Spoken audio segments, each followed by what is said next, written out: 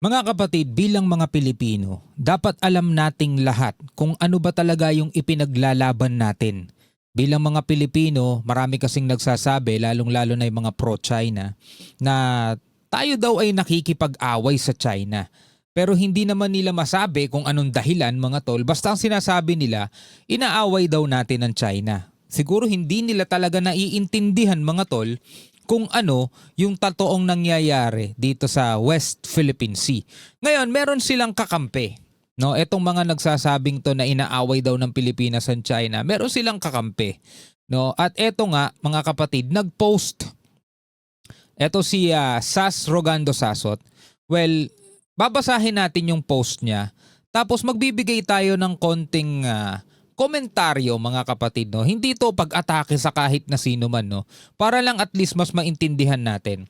Kasi ang sabi dito mga kapatid, ang dapat maintindihan ng mga Pinoy tungkol sa Scarborough Shoal, Baho de Masinloc o Panatag Shoal. So samahan ninyo ako mga kapatid, pag-usapan natin to.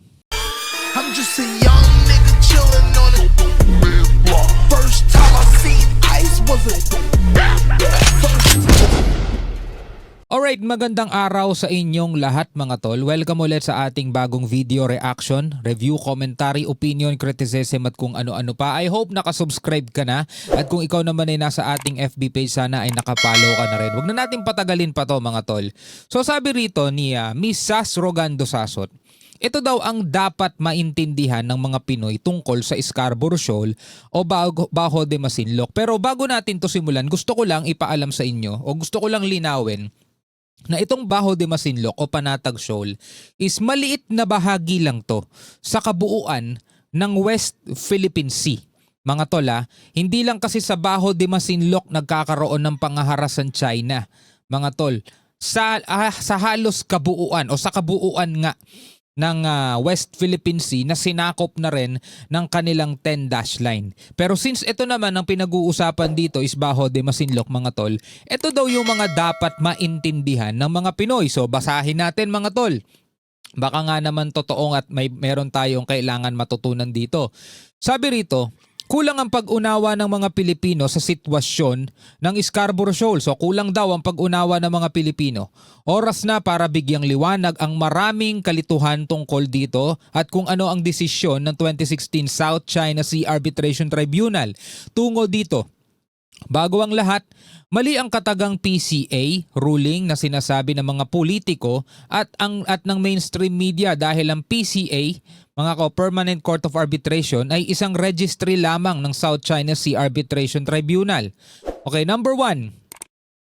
Ang soberanya ng Scarborough Shoal ay pinagtatalunan ng Pilipinas at China. Tandaan ninyo mga tola, ang Scarborough Shoal ay ito yung traditional fishing ground na dating malaya naman nakakapangisda ang Pilipinas dyan, maging ang ibang bansa tulad ng Vietnam. Pero mula noong 2012 mga tol, yan ay sinakop na ng China at hindi na tayo nakakapasok doon sa mismong loob.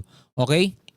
So sabi rito, ang soberanya ng Scarborough Shoal ay pinagtatalunan ng Pilipinas at China. Number 2, sa desisyon ng South China Sea Tribunal noong 2016, ang Scarborough Shoal ay legally classified na isang bato at hindi isang isla, which is correct naman mga kapatid. Ito ay nasa paragraph 554 ng 2016 South China Sea Arbitration Decision Award.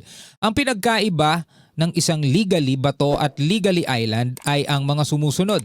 Ang isang legally classified na island ay pwedeng magkaroon ng 12 nautical miles territorial sea, katulad na lang halimbawa mga tol ng Pag-asa Island, no?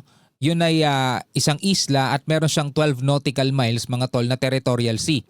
200 nautical miles exclusive economic zone, contiguous zone at continental shelf katulad na lamang halimbawa ng Pilipinas. Ang isang legally classified na bato ay meron lang 12 nautical miles territorial sea at internal waters. Ang Scarborough Shoal, mga tol, ito nakalagay dito, ay may dalawang parte ng katubigan, A and B. Ito yung loob, yung lagoon at saka yung 12 nautical miles na paligid, no, ng Scarborough. Ang una ay ang lagoon, which is hindi na nga tayo nakakapasok dahil nga hinarangan na yan ng China. No, sila na lang mga tol ang labas-masok dyan. Dati nakakapangisda tayo doon, maging ang ibang bansa tulad ng Vietnam, ngayon hindi na. Ang ikalawa ay ang 12 nautical miles territorial sea mula sa baseline ng Scarborough Shoal, Area B. Ang soberanya ng Scarborough Shoal ay disputed o pinagtatalunan. Walang bansa ang may international recognition na may de jure sovereignty sa Scarborough Shoal. Ang China ang may effective occupation, which is totoo kasi nga sinakop na nila yan mula noong 2012. Ang effective occupation ay isang kondisyon para magkaroon ka ng de jure sovereignty. Ang China ay may de facto na soberanya sa shoal. Okay, tuloy natin. Number 5. Ang pagkakamali ng Pilipinas ay inalis ng Administrasyong Aquino ang mga barko ng Pilipinas sa lagoon dahil ito ang payo ng mga Amerikano. Isinulat ko sa aking libro ang tungkol sa ibang landas na dapat tinahak ng Administrasyong Aquino na maaaring magresulta sa isang anyo ng joint sovereignty arrangement sa Scarborough Shoal katulad ng joint sovereignty ng Spain at France sa Fisan Island. Ito yung alam niyo na yung kwento nito mga tol. Di ba nagkaroon dati ng standoff na sa pagitan ng Pilipinas at saka ng China. So para hindi na natin pahabain pa, nagkasundo, nalilisanin pareho. So tayo naniwala, in good faith, umalis tayo, pero ang China, hindi na nila nilubayan o hindi na nila binitawan yung area na yon. So sabihin na lang natin pagkakamali natin. So ang naging hakbang nga ng ating gobyerno, imbis bumalik doon at pakipag-stand off ulit mga tol, inakyat na lang natin to sa Permanent Court of Arbitration. Inarbitrate na lang natin mga tol. Yun yung ginawa nung Administrasyong Aquino. Kaya nga hindi ko maintindihan kung bakit sa bagay, kahit naman ako napaniwala din dati na ito daw West Philippine Sea o ito daw ating soberanya ibinenta daw ng Aquino administration. Kasi tingnan nyo, anong logic? Ibinenta ng Aquino administration tapos inakyat natin sa Court of Arbitration. Di ba? Ang labo. Ibinenta natin tapos nagreklamo tayo na kinukuha ng China. So sana naintindihan na yan ng ating mga kababayan. Number 6. Sa South China Sea Tribunal, ang ipinaglaban ng Pilipinas ay hindi ang soberanya sa Scarborough Shoal kundi ang traditional fishing rights ng mga Filipino fishermen sa surrounding waters ng Scarborough Shoal. Ito ay ang Area B sa larawan pati na rin sa katubigan mula sa surrounding waters at palabas dito ay ang mga katubigan sa paligid lamang at hindi sa loob ng Scarborough Shoal. Well, isa lamang to mga tol sa ipinaglaban ng Pilipinas. Pero ang talagang pinawalang bisa ng Permanent Court of Arbitration o ng 2016 Arbitral Award is yung imaginary line ng China na 9-dash line na later on ginawa pa nilang 10-dash line. Biruin mo, may hatol na walang basehan, baseless mga tol, yung kanilang 9-dash line, ginawa pa nilang 10-dash line, di ba? Ito ay napakahalagang maintindihan ng mga Pilipino. Ano yon? Sabing ganito ni Sas Rogando Sasot, ang paragraph 761 ng 2016 South China Sea Arbitration Decision ay patungkol sa traditional fishing rights sa surrounding waters o Area B, yun, sa labas ng Scarborough Shoal at hindi sa lagoon, Area A. Ang surrounding waters ay ang 12 nautical miles. Take note mga tola sa 12 nautical miles para mas maintindihan ninyo na talagang kahit yung mga sa ilang beses na nating nakitang tila ba nagtatanggol sa China, dito parang aminado silang hindi talaga kinikilala ng China kung ano ang nakasaad sa international law. Ang surrounding waters ay ang 12 nautical miles territorial sea ng Scarborough Shoal. Kinilala ng 2016 South China Sea Tribunal na ang mga mangingisdang Pilipino, Chinese at maging ang mga Vietnamese ay lahat may traditional fishing rights sa surrounding waters ng Scarborough Shoal. Ito ay mababasa sa paragraph 761 ng decision. Ulitin natin mga tol. Kinilala ng 2016 South China Sea Tribunal na ang mga mangingisdang Filipino, which is tayo mga tol, yung ating mga kababayan, Chinese at maging ang mga Vietnamese ay lahat may traditional fishing rights, karapatan, mangisda fishing rights sa surrounding waters ng Scarborough Shoal. Ito ay mababasa sa paragraph 761. Ayon mismo yan kay Sas Rogando Sasot. Even as several states have claimed sovereignty over Scarborough Shoal, there is evidence that the surrounding waters have continued to serve as traditional fishing grounds for fishermen, including those from the Philippines, Vietnam, and China, including from Taiwan. Pero laging yung tatandaan mga tol, 30 nautical miles, 50 nautical miles mula sa Scarborough Shoal, hinaharang na ng mga Chinese Coast Guard ang mga mangingisdang Pilipino. Sabi rito mga tol, 12 nautical miles territorial sea ng Scarborough Shoal. Kung sabihin nating inaangkin na ng China etong Scarborough Shoal, meron lang tong territorial sea na 12 nautical miles. Pagpalagay na natin mga tol, inaangkin na kasi ng China yan. Meron silang ano dyan, meron silang control, diba, dito sa Scarborough Shoal. Pero 12 nautical miles. Pero yung B, yung sinasabing B, yung labas, yung bahagi, katabigan ng Scarborough Shoal mga tol, meron tayo ritong traditional fishing rights mga tol. Pero tatandaan nyo ulit 50 nautical miles, 30 nautical miles, nandiyan na ang mga barko ng China. Hinaharang na ang ating mga mangingisdang Pilipino. Biruin mo, eto pa nga 50 nautical miles mula sa baybayin ng Zambales, nandoon na yung mga Coast Guard nila. Ano ang implikasyon ng mga nabanggit? Eto, basahin natin. Una, ang Pilipinas ay hindi maaaring mag-demand ng traditional fishing rights sa Lagoon, Area A, doon sa loob. Hindi daw tayo pwedeng mag-demand ng may karapatan tayong mangisda doon sa loob, sa Lagoon, Area A. Walang traditional fishing rights sa Lagoon ang ni-recognize ng 2016 South China Sea Arbitration Decision. So ibig sabihin, sinasabi rito ni Satrogando Sasot na yun daw sa 2016 Arbitral Award, talagang hindi natin pwedeng ipagpilitan na pwede tayong mangisda doon sa loob ng Scarborough Shoal, yung Area A, yung dun sa Lagoon. Okay, tingnan natin mga kapatid yung mga susunod. Ang Area A ay maaaring ituring na internal waters ng Scarborough Shoal. Ang China ay may de facto sovereignty sa Scarborough Shoal at dahil dito, legit ang pag-exclude ng mga ibang mangingisda sa lagoon ng Scarborough Shoal. Kung gusto ng Pilipinas na makapangisda sa lagoon, dapat nitong patunayan sa International Court of Justice na may soberanya ang Pilipinas sa Scarborough Shoal. So dapat daw nating patunayan yon, mga tol. Sabi rito, at dahil dito, lehitimo ang pag-exclude o yung pagpapaalis sa atin, mga tol, pagtataboy sa atin dyan na makapangisda doon sa loob ng lagoon. Ikalawa, hindi maaaring pigilan ng China ang mga mangingisdang Pilipino na mangisda sa labas ng Scarborough Shoal. Eto na mga tol. Eto na mga kapatid. 'Di ba? Kahit yung ibang vlogger o kahit na yung ibang tagapagsalita na minsan ay nakikita nating tila ba pabor sa China mga tol, alam din nila itong katotohanan na to. Pangalawa, hindi maaari o hindi pwedeng pigilan ng China ang mga mangingisdang Pilipino na mangisda sa labas ng Scarborough Shoal, Area B. It doesn't matter if China recognizes the 2016 South China Sea arbitration or not. Hindi na importante kung kinikilala nila yan o hindi.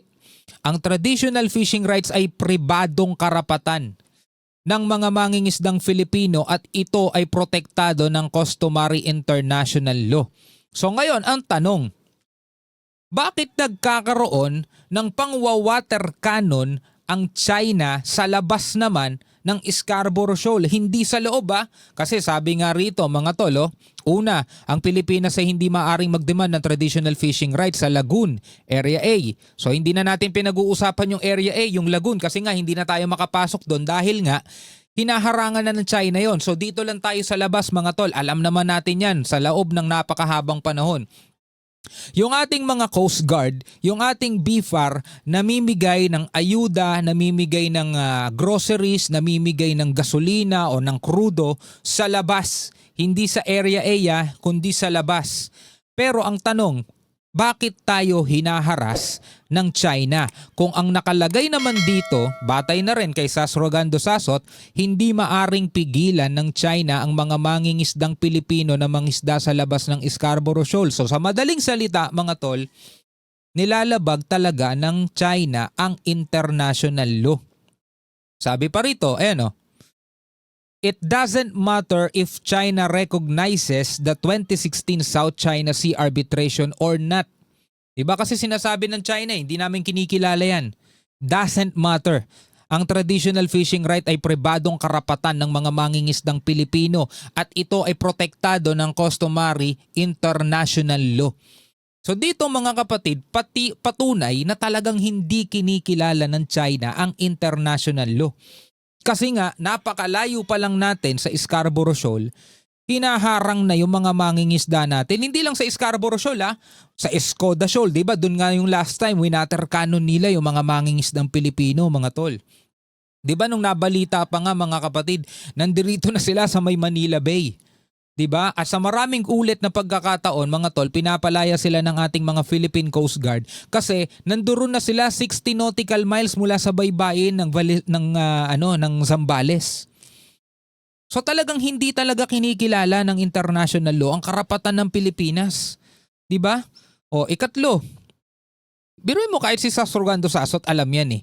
O ikatlo, dapat ay maging malinaw ang Pilipinas kung saan hindi pinapayagang mag-operate ang mga mangingisdang Pilipino. Kung ito ay sa Lagoon, Area A, ang desisyon ng 2016 South China Sea Tribunal ay hindi kinikilala ang ganong karapatan. O sige nga eh. Sabi nga rito, hindi kinikilala ng 2016 South China Sea Tribunal ang ganong karapatan pero tagal na, sobrang matagal na mga tol. Hindi na nakakapasok ang mga mangingisdang Pilipino sa loob ng lagoon. Sa labas lagi nagkakaroon ng harassment. Sa labas lagi nagkakaroon ng habulan, pangwa-water cannon mga tol. Hindi sa loob. Kasi nga hinaharangan na yan. Hindi na makapasok diyan ang mga mangingisda. Sobrang tagal na. Yan Okay, ang desisyon ng 2016 South China Sea Tribunal ay hindi kinikilala ang ganong karapatan. Kung ito ay sa surrounding waters o Area B, ito lamang ang maaaring igiit na naaayon sa desisyon ng South China Sea Arbitration. Kahit nga sa labas 'di ba? Kahit nga sa labas mga tol, naaalala ninyo yung BRP Cabra na hinabol ng China Coast Guard at saka ng kanilang PLA Navy na nagkabanggaan pa mga tol. Sa labas 'yun. Hindi sa loob yun mga tol, sa labas yun. Di ba? O eto, tuloy natin mga tol. Ikaapat, ang mga mangingisdang Pilipino ay hindi maaaring mag-claim ng exclusionary traditional fishing rights sa nakapalibot na tubig ng Scarborough Shoal dahil hindi ito consistent o deklarasyon ng 2016 South China Sea Tribunal. O unang-una, hindi tayo nagkiklaim ng ganong mga bagay mga tol. Wala sana tayong problema sa China. Wala tayong problema sa kahit na sino mang bansa kasi pwede naman talaga nating ibahagi yan. Napakalawak ng dagat eh. Pero tingnan nyo naman mga tol. Yung mga mangingisda natin, mga tol, maliliit na bangka lang yan. Maliliit na bangka, kitang-kita naman natin. Yung mga mangingisda ng China talagang, alam nyo na, sobrang lalaki ng mga barkong yun. Talagang tonelalang isda ang nahuhuli niyan sa loob mismo ng ating West Philippine Sea. Tayo mga maliliit na bangka. Hindi natin sila pinagbabawalan mga tol. Traditional fishing rights na nakapalibot na tubig ng Scarborough Shoal dahil hindi ito consistent sa deklarasyon ng 2016 South China Sea Tribunal na ang nakapalibot na tubig sa Scarborough Shoal ay traditional na fishing ground ng maraming nasyonalidad.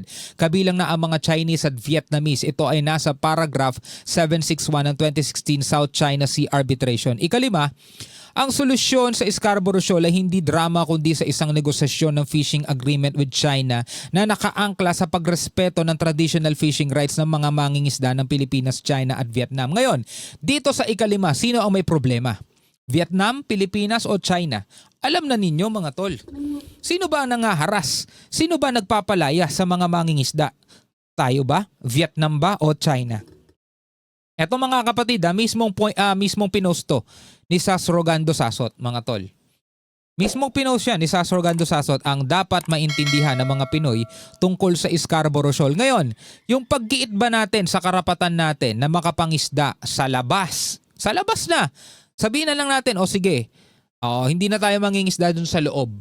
Sa labas ng Scarborough Shoal. Yung paggiit ba natin sa ating karapatan, yung pakikiusap natin sa China sa napakarami na nating diplomatic protest na please naman, wag ninyo namang habulin, wag naman ninyong bombahin ng water cannon, wag niyo namang banggain yung mga barko namin.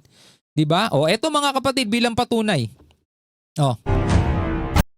Panoorin muna natin to mga tol. Ito ay shinare ni Commodore J. Tariela. Ito mga tol, tandaan ninyo, wala to sa loob o sa Area A, wala to sa loob ng lagoon. Ito ay nasa labas ng Scarborough Shoal at sa iba pang bahagi ng West Philippine Sea. Pagbangga ng China.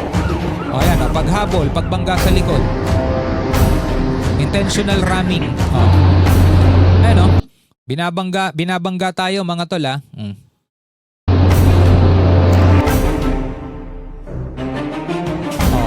against PCG vessels. Ano, pagwa-water cannon against BFAR vessels. Against Filipino fishermen. Oh, pati mga mangingisdang Pilipino wina-water cannon nila. Kasi ang katotohanan mga tol, though ito ay ipinost ni Sas Rogando Sasot, hindi naman natin masasabing pro-China siya. Kasi mismo dito sa post niya, alam niya mga tol, na mali talaga ang China. Hindi niya lang sinabi rito na mali ang China, pero mali talaga China. 'Di ba? Ano? Ikalawa, hindi maaaring pigilan ng China ang mga mangingisdang Pilipino na mangisda sa labas ng Scarborough Shoal, mga tol. 'Di ba? Pero tingnan nyo, may mga nagko-comment to. Di na natin pansinin to mga nagko-comment na to. Malamang mahihina ang reading comprehension yan. 'Di ba? Sobrang lupit mga tol, sobrang sama ng mga pag-uugali. Sobrang kakapal ng mga pagmumuks. 'Di ba? International law na ang nagsasabi, hindi lang naman Pilipinas. International law. 'Di ba? Gusto nila makipagkaibigan, gusto nila ng maayos na usapan, pero ayaw nilang irespeto ang karapatan ng mga mangingisdang Pilipino at karapatan ng Pilipinas. 'Di ba? Ngayon mga kapatid, Scarborough Shoal pa lang to pinag-uusapan. Paano pa kaya yun dun sa ibang bahagi ng ating West Philippine Sea na nagkakaroon din ng pangaharasan China? Ibang kwento ulit yun mga tol. Okay, bilang mga Pilipino, pwede kayong magbigay ng komento sa ibaba. Pwede kayong magbigay ng inyong saloobin at reaksyon. Hanggang sa muli, ako nga pala si Shobaldi. Peace out.